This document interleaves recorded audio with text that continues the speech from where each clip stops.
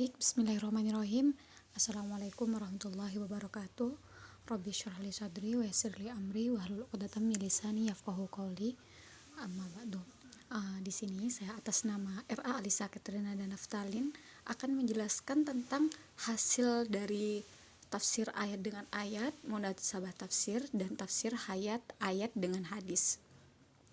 Di sini saya mengambil dari surat An-Nisa ayat 9 dengan bunyi Bismillahirrahmanirrahim, wal yakhshal ladzina law taraku min khalfihim dzurriyyatan dhi'afan khafu 'alaihim falyattaqullaha wal yaqulu qawlan sadida, dengan arti, dan hendaklah takut kepada Allah orang-orang yang sekiranya mereka meninggalkan keturunan yang lemah di belakang mereka, yang mereka khawatir terhadap kesejahteraannya. Oleh sebab itu hendaklah mereka bertakwa kepada Allah dan hendaklah mereka berbicara dengan tutur kata yang benar. Untuk selanjutnya kita akan membahas tentang tafsir dengan ayat bil ayat. Di sini saya mengambil 5 kata kunci. Salah satunya pertama wal yakhsha. Kata wal yakhsha berdasarkan dari hasil pencarian di Maktabah Syamilah dalam Al-Qur'an, kata wal yakhsha terdapat 17 kali di dalam surat-surat yang terdapat dalam Al-Qur'an, yaitu dalam surat An-Nisa ayat 9, At-Taubah ayat 18 dan seterusnya. Kata wal yakhsha di sini merupakan bentuk fi'il amr dari kata khasya yakhsha yang memiliki arti rasa takut. Dari 17 ayat yang disebutkan khasya yakhsha dalam Al-Qur'an dalam bentuk fi'il amr, 17 yang ada di dalam 17 ayat di sini merujuk makna kepada rasa takut kepada Allah. Dan yang kedua, kata taroku. Berdasarkan hasil pencarian di dalam Maktabah Syamilah, diketahui bahwa kata taroku terdapat sebanyak 4 kali disebutkan 4 kali dalam Al-Qur'an, yaitu dalam ayat surat An-Nisa, At-Taubah ayat 16, Al-Ankabut ayat 2, dan Ad-Dukhan ayat 25. Kata taroku merupakan fi'il mudhari dari kata taraka yatsruku. Kata ini memiliki makna meninggalkan atau membiarkan. Maksudnya adalah bahwasanya Allah tidak akan membiarkan seseorang sebelum mengetahui orang-orang yang berjihad di antara orang yang beriman, sebagaimana tercatat dalam surat Al-Baqarah ayat 16 dengan bunyi Bismillahirrahmanirrahim, am hasibtum an tutsraku walamma ya'lamillahu alladhina jahadu minkum walam yattakhidhu min dunillahi wala rasulihi walal mu'minina walijah. Serta kata taroku dalam surat Al-Ankabut memiliki arti yang sama dengan surat At-Taubah, maksudnya ditinggalkan, dalam bentuk naibul fa'il ayyutsroku. Jadi hendaklah seseorang tidak meninggalkan anaknya. Hubungan ayat ini dengan ayat yang ada di dalam surat An-Nisa, kata taroku dalam surat An-Nisa maksudnya di sini hendaklah seseorang jangan meninggalkan anaknya karena takut akan tidak memenuhi kesejahteraan anaknya, karena anak merupakan karunia dari Allah Subhanahu wa taala. Dan yang ketiga yaitu kata dzurriyah.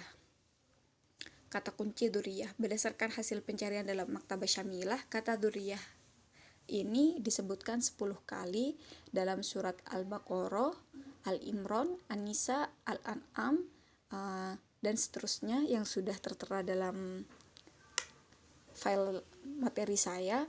Dan di sini saya langsung jelaskan, kata dzurriyah disebutkan dalam Al-Qur'an 10 kali memiliki arti keturunan, sebagaimana doa Nabi Zakaria kepada Allah ketika meminta penerus darinya. Maksudnya penerus darinya adalah keturunan yang tertuang dalam surat Al-Imran dengan bunyi ayat 38, a'udzubillahi minasyaitonirrajim, hunalika da'a Zakaria rabbah qala rabbi habli min ladunka dzurriyyatan thayyibah innaka sami'ud du'a.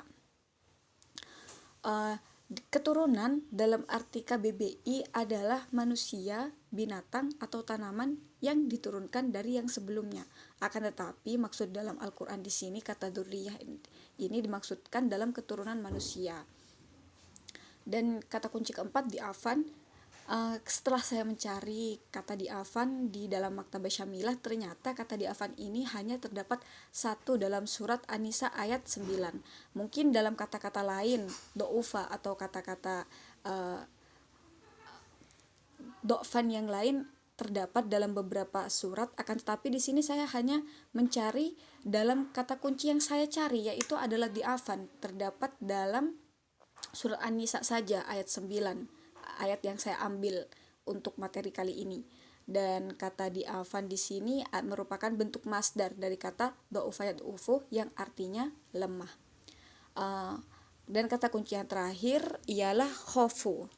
Berdasarkan hasil pencarian di Maktabah Syamilah, saya menemukan kata khofu ini disebut dalam Al-Quran sebanyak 3 kali, yaitu dalam surat An-Nisa ayat 9, Al-Ma'idah 108, dan Fussilat ayat 30. Kata khofu adalah bentuk fi'il madi dengan domir hum, dari kata khofa ya khofu, yang artinya takut atau merasa ketakutan. Di dalam surat Fussilat ayat 108 dijelaskan bahwa seorang yang berkata bahwa Tuhan mereka adalah Allah dan meneguhkan pendiriannya, para malaikat akan turun kepada mereka dengan berkata bahwasanya janganlah merasa takut dan bersedih hati, dan bergembiralah pada surga yang dijanjikan bagi orang yang beriman. Dengan bunyi ayat A'udzubillahi minasyaitonirrajim, Innal ladzina qalu rabbunallah summa istaqamu tanazzalu alaihimul malaikah la takhafu wa la tahrusu wa basyiru bil jannati allati kuntum tu'adun. Dan dalam surat Al-Maidah ayat 108, kata khaufu menjelaskan tentang rasa takut akan persumpahan yang dikembalikan kepada ahli waris setelah bersumpah, dengan bunyi ayat A'udzubillahi minasyaitonirrajim aw yakhafu an turaddu aymanum ba'da aymanihim. Dari sini bisa kita disimpulkan bahwa maksud dari kata takut di sini adalah takut akan hal-hal yang duniawi, yang dikhawatirkan akan merugikan kehidupan di dunia. Padahal tidaklah seorang mukmin akan dibiarkan begitu saja oleh Allah dalam keadaan beriman, baik di dunia maupun di akhirat kelak. Mungkin itu saja untuk penjelasan ayat dengan ayat. Di sini kita beralih kepada munasabah tafsir. Munasabah tafsir di sini saya mengambil ayat setelah surat An-Nisa ayat 9, yaitu ayat 10, dengan bunyi A'udzubillahi minasyaitonirrajim, Bismillahirrahmanirrahim, wal yakhshal ladzina law taraku min khalfihim dzurriyyatan dhi'afan khafu 'alaihim falyattaqullaha wal yaqulu qawlan sadida innal ladzina ya'kuluna amwalal yatama dzulman innama ya'kuluna fi butunihim nara wa sayaslawna sa'ira. Dengan arti, dan hendaklah takut kepada Allah orang-orang yang sekiranya mereka meninggalkan keturunan yang lemah di belakang mereka, yang mereka khawatir terhadap kesejahteraannya. Oleh sebab itu, hendaklah mereka bertakwa kepada Allah, dan hendaklah mereka berbicara dengan tutur kata yang benar. Sesungguhnya orang-orang yang memakan harta anak yatim secara zalim, sebenarnya mereka itu menelan api dalam perutnya, dan mereka akan masuk ke dalam api yang menyala-nyala. An-Nisa ayat 9 dan 10. Hubungan di antara, setelah saya lihat hubungan di antara kedua ayat di atas ini, munasabah tafsir di kedua ayat ini ialah kontradiktif atau perlawanan. Maksudnya bagaimana? Jika kita lihat dari penjelasan ayat 9 yang menjelaskan bahwasanya para orang tua tidak boleh meninggalkan anaknya yang lemah dan tidak berdaya karena merasa khawatir akan kesejahteraan anaknya. Maksud kesejahteraan di sini seperti halnya dalam hal pendidikan, memberikan rasa aman, menafkahi sandang dan pangan. Maka hendaklah para orang tua tersebut merasa takut kepada Allah jika memiliki perasaan seperti itu, karena kita sebagai manusia sudah dijamin oleh Allah rezekinya setiap makhluknya. Jadi untuk apa kita merasa khawatir sebagai orang tua akan kesejahteraan anak kita kelak, padahal sudah Allah jamin rezeki bagi setiap makhluknya. Dan sedang kita sebagai manusia hanyalah perlu untuk berusaha dan berdoa. Nah, dan dari penjelasan di ayat 10 tentang larangan untuk memakan atau mengambil harta anak yatim. Di sini anak yatim ialah anak yang ditinggal mati oleh orang tuanya, entah itu oleh bapaknya atau ibunya atau kedua-duanya.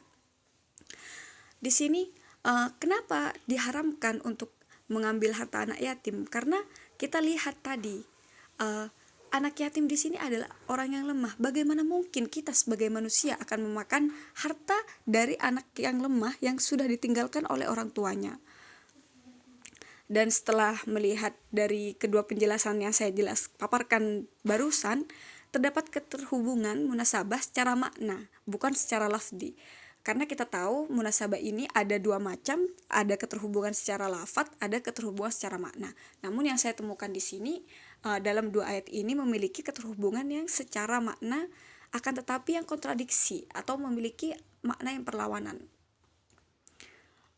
Karena dalam ayat 9 di sini dijelaskan bahwasanya para orang tua di sini tidak boleh merasa takut atau khawatir akan kesejahteraan anaknya, akan tetapi di ayat yang selanjutnya justru ada beberapa manusia atau makhluk hidup, ya manusia, yang memakan harta anak yatim. Padahal anak yatim di sini sudah lemah dari sana karena ditinggal oleh orang tuanya. Dan mengapa harus memakan harta anak yatim lagi? Seperti itu. Jadi memiliki keterhubungan di antara keduanya. Di sini sama-sama keturunan yang lemah maksudnya di sini. Mungkin itu saja yang bisa saya paparkan untuk munasabah tafsir. Di sini langsung saja kepada tafsir ayat dengan hadis. Di sini saya mengambil salah satu hadis tentang kisah Rasulullah menghadiri sebuah perang Syria, dan di sana beliau di dalam kita tahu bahwa perang Syria itu adalah perang yang tidak diikuti oleh Rasulullah. Dan di sini Rasulullah menemukan seorang mayat perempuan. Lalu Rasulullah menghampirinya dan Rasulullah mengatakan kepada Khalid bin Walid, janganlah sekali-kali membunuh keturunan atau berbuat kejam atau keras. Di sini Rasulullah memberitahukan bahwasanya kita tidak boleh melakukan kekerasan kepada keturunan kita. Sama seperti keterhubungannya dengan ayat 9 surat An-Nisa yang saya ambil, bahwasanya tidak boleh meninggalkan seorang anak, karena meninggalkan ini bisa saja bermakna macam-macam. Bisa saja kita simpulkan macam-macam. Bisa saja kita simpulkan macam-macam. Meninggalkan dengan cara melakukan kekerasan agar dia terbunuh sedikit demi sedikit, atau langsung membunuhnya, atau meninggalkan tanpa rasa peduli sama sekali. Itu bisa saja. Jadi hubungan di sini dengan hadis sahih ini ya menurut saya sangatlah erat, karena di sini memiliki keterikatan tentang bahwasanya kita sebagai orang tua tidak boleh melakukan kekerasan kepada anak atau membunuhnya.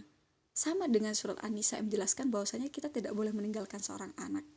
Dan untuk selanjutnya saya mengambil tentang perkataan sahabat dari Qaulus Sahabi. Di sini ada peristiwa bahwasanya salah seorang sahabat hendak meninggal dunia. Lalu dia mengatakan kepada anaknya, apakah kamu akan membebaskan jiwaku? Maksudnya di sini membebaskan karena dia itu tidak meninggalkan warisan apapun terhadap anaknya. Dia merasa khawatir bagaimana kehidupan anaknya setelah dia meninggal nanti.